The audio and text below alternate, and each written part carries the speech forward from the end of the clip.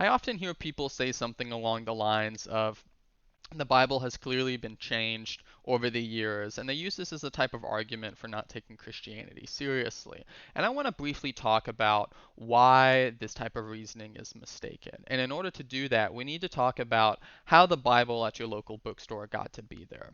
There's an entire area or endeavor of academics called textual criticism, and the goal of textual criticism is to ascertain what an ancient document originally said when it was set down and penned by the author.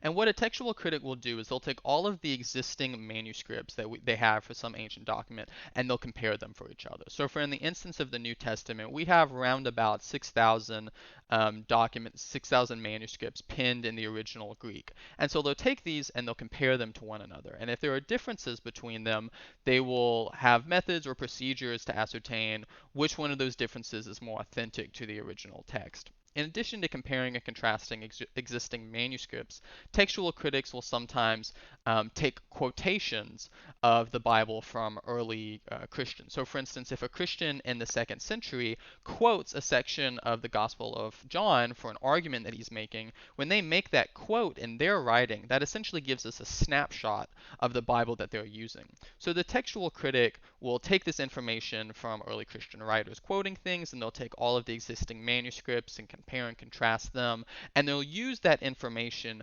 to kind of reconstruct the original text. And when you get a Bible that has been written, something like the ESV, NIV, that Bible, that English translation, is the result of this process. It's a team of scholars who are experts in this field poring over the manuscripts and the early data and synthesizing that data for you.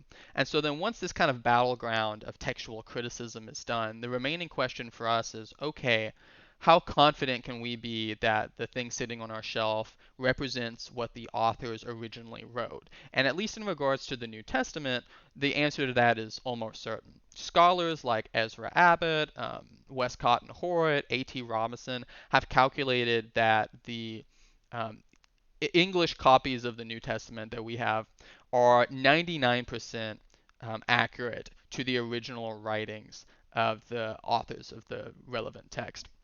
Of all the variations we have between these thousands of manuscripts, something like 1/10 of 1% actually represent some type of meaningful difference. And of those meaningful differences, virtually none of them are anything theological or ideological in nature. And this is why you'll often hear New Testament scholars say something along the lines of, the New Testament is the best attested document we have in ancient history.